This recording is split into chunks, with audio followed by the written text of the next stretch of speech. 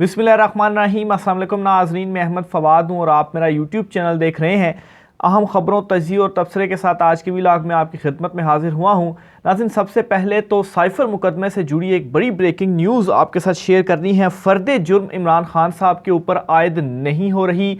Cipher case में ये बड़ा फ़ैसला क्या सामने आया है।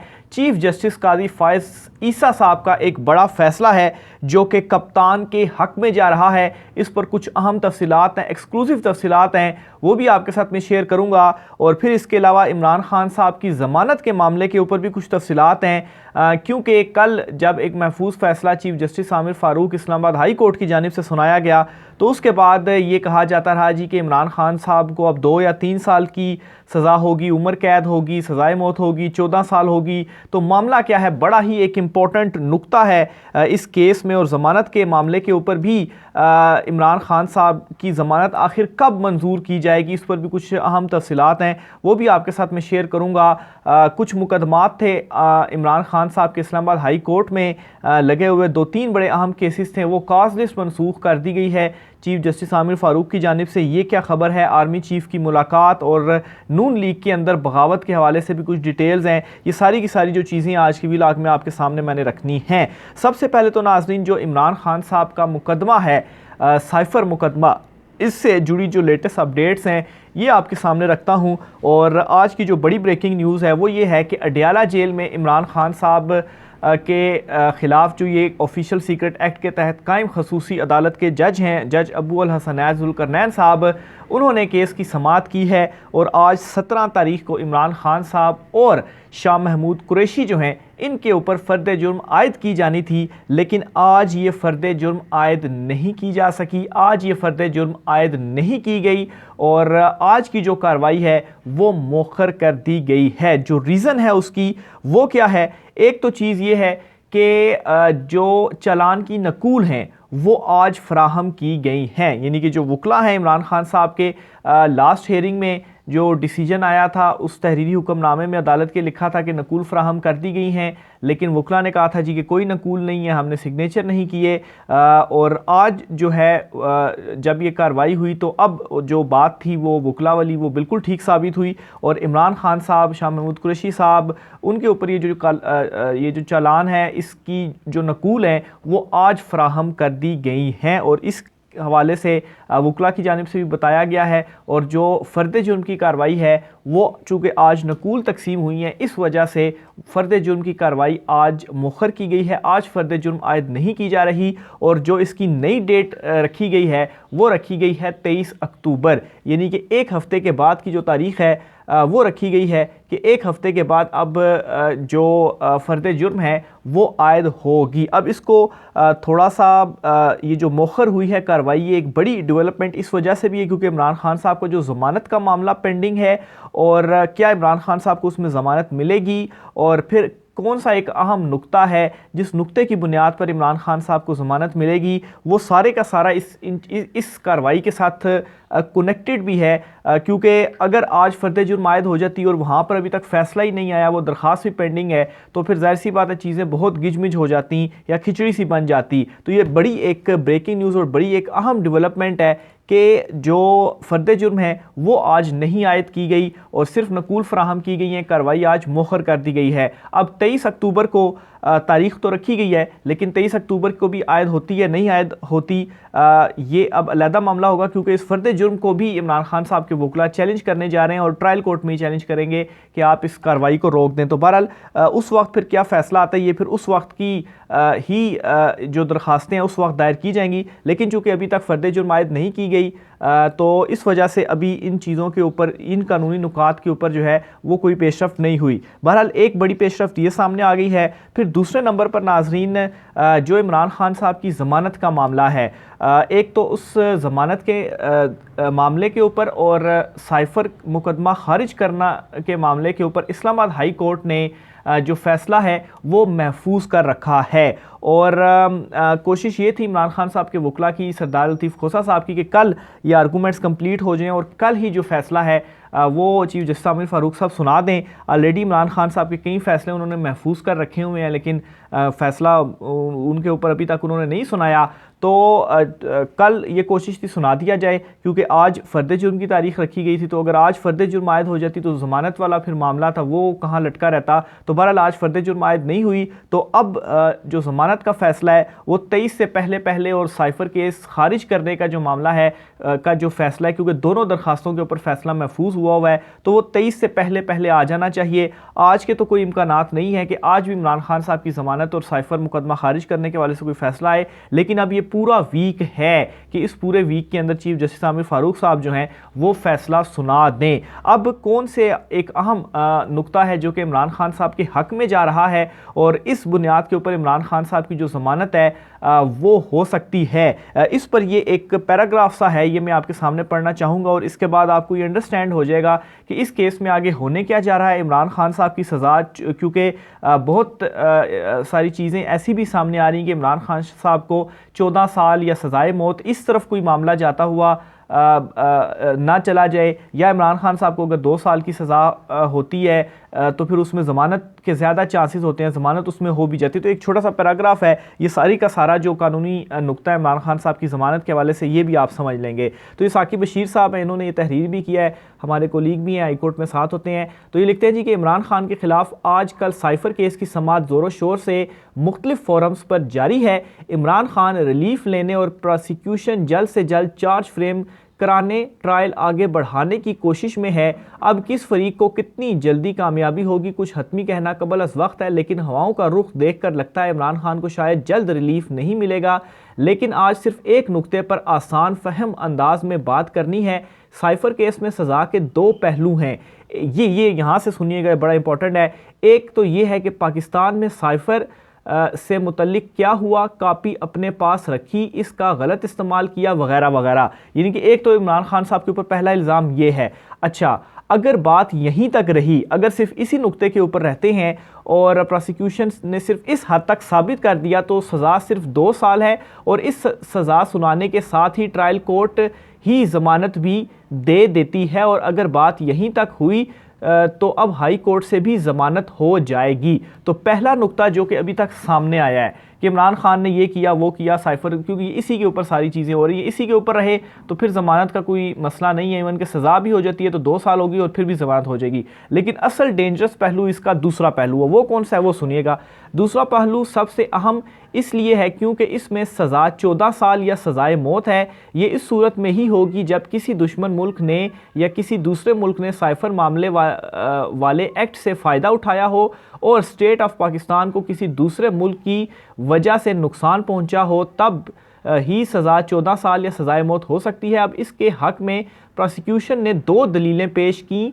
एक 3 एक्सपर्ट्स असद मजीद, सुहेल महमूद और फैसल न्याज तरमज़ी की वज़ारत ख़ारजा अफसरान माहिराना राय। दूसरा फैसल तरमज़ी का बयान जिसमें इसने कहा है कि किसी दूसरे मुल्क में इसका असर लिया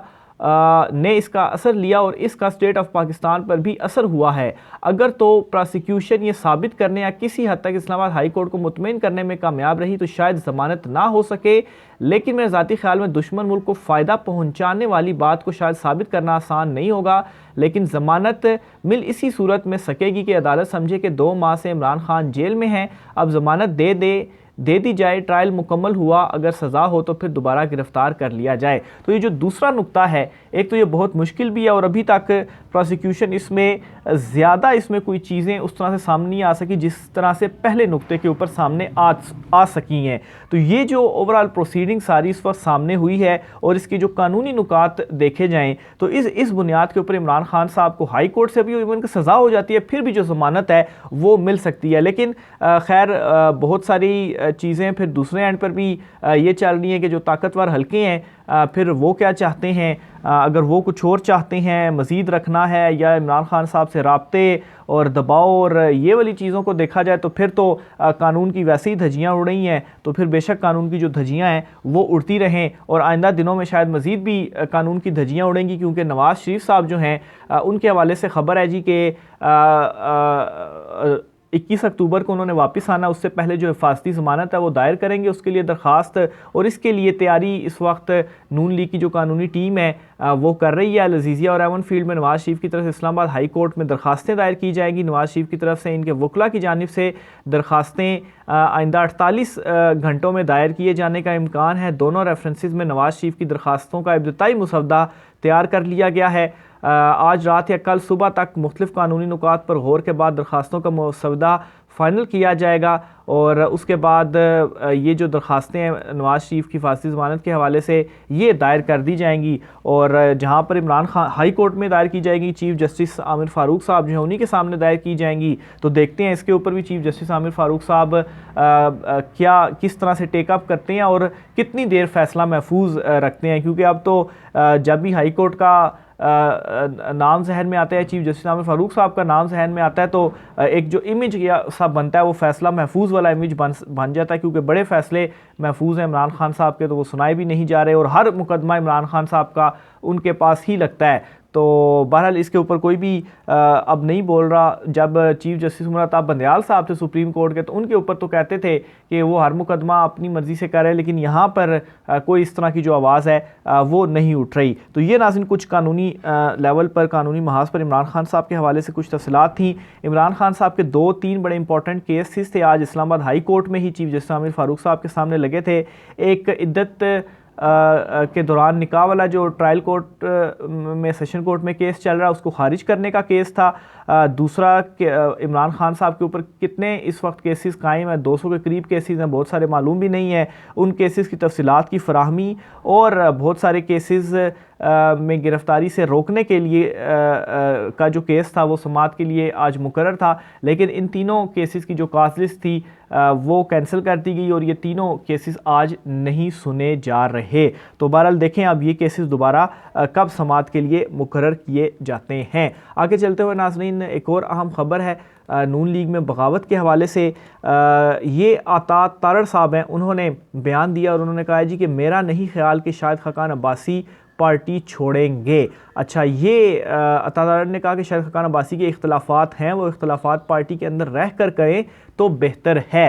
तो ये जो इतने टाइम से खबरें सामने आ रही थी शाहिद खाकान अब्बासी की नई जमात के हवाले से, या लहदकी के हवाले से, या नून लीग का जो मरियम नवाज़ ग्रुप है उनसे नाराज़गी के हवाले से, इवन के वो लंदन जाते हैं नवाज़ शरीफ से मिलने के लिए और उसके बाद भी कोई उनका मूड ठीक नहीं होता, तो उन तमाम तर जो चीज़ें हैं उनकी इस तरह से तस्दीक हो रही है कि वाकई वो उनकी नाराज़गी है नून लीग के अंदर, और ये जो अता तारड़ है ये भी इस चीज़ को कन्फर्म कर रहे हैं, और वाकई पार्टी छोड़ने की हद तक चीज़ें गई हैं। इसी वजह से वो कह रहे हैं जी कि मेरा नहीं ख्याल कि खाकान अब्बासी साहब पार्टी छोड़ेंगे। ये नहीं कि इसका मतलब ये कि कुछ ना कुछ ऐसी बात हुई है जिसके बाद ही आप इस तरह से वो कह रहे हैं कि नहीं जी मेरा नहीं ख्याल कि पार्टी वो छोड़ेंगे, नहीं, कोई ना कोई इख्तलाफ, कोई ना कोई ऐसी चीज़ ज़रूर हुई है, और सबको मालूम है खैर कि वो क्या चीज़ है। वो मरियम नवाज़ को एक्सेप्ट नहीं कर रहे, जिस तरह से चौधरी निसार साहब थे उन्होंने नहीं किया था, उनका बिल्कुल जेन्युइन रीज़न थी, उन्होंने पार्टी को छोड़ दिया। शायद खाकान अब्बासी के साथ भी यही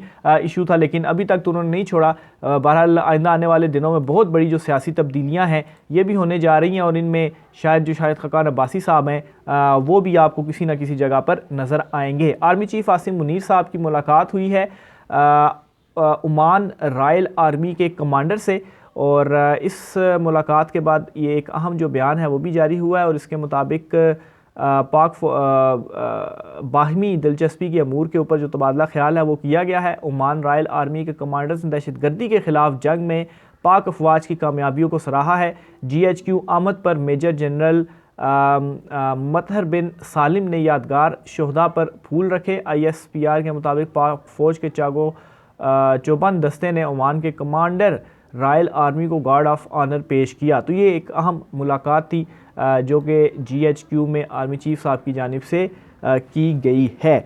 अच्छा, इसके अलावा एक दो काजी फ़ाइज़ ईसा साहब के हवाले से जो एक बड़ी ख़बर थी वो वो मैंने अपने नोट्स में देख लिया।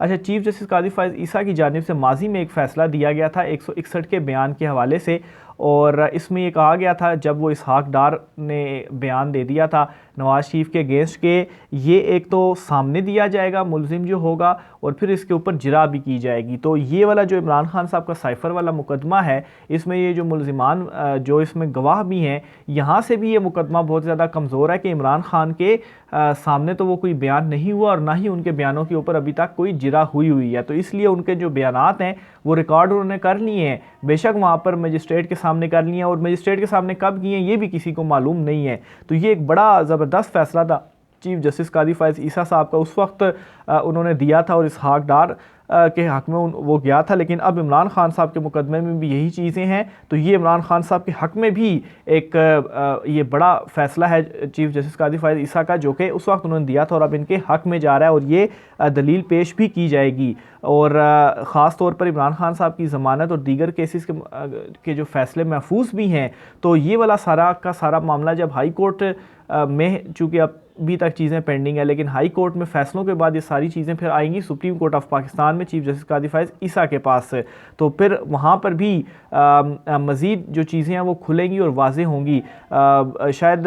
लेकिन इसमें एक मसला ये भी है कि चीफ जस्टिस आमिर फ़ारूक साहब जो हैं, जब वो कोई फ़ैसला सुनाते हैं तो वो साथ ये भी ऑर्डर दे देते हैं कि आप ट्रायल कोर्ट में वापस चले जाएं, यानी कि वो कैटेगोरिकली रिजेक्ट या एक्सेप्ट नहीं कर रहे, वो इस तरह से फ़ैसला देते हैं। इसको होम्योपैथिक टाइप फ़ैसला भी करार दिया जा रहा है कि वो जिस तरह से अभी कहा गया जेल में समात का जो हुक्म आया कि उसमें ये कह दिया गया कि आपने अगर जेल में समात के हवाले से अगर कोई दरख्वास्त देनी है तो वो आप दोबारा ट्रायल कोर्ट से रुजू करें, यानी कि साथ ही पाबंद भी कर दी कि ट्रायल कोर्ट या उसी अदालत से के पास आप चले जाएं और ख़ुद दरख्वास्त को रिजेक्ट या एक्सेप्ट नहीं किया, ये कहा जी कि दरख्वास्त निपटा दी गई है और कहा कि इमरान खान के हक़ में है। तो अगर ये एक्सेप्ट या रिजेक्ट होती कि नहीं इमरान खान की दरख्वास्त ही हम रिजेक्ट करते हैं, तो फिर मामला ऊपर कोर्ट में भी जाता है, यानी कि सुप्रीम कोर्ट ऑफ पाकिस्तान में भी फिर जाता है। बहरहाल इसमें अब इंट्रा कोर्ट अपील और फिर उसके बाद सुप्रीम कोर्ट में भी मैटर जा सकता है। तो बहरहाल देखें, ये कुछ अहम तरीन तफसीलात थी, आगे क्या होता है चीज़ें आपके साथ शेयर करते रहेंगे। राय का इज़हार कीजिएगा, मुझे इजाज़त दीजिए, अल्लाह हाफ़िज़।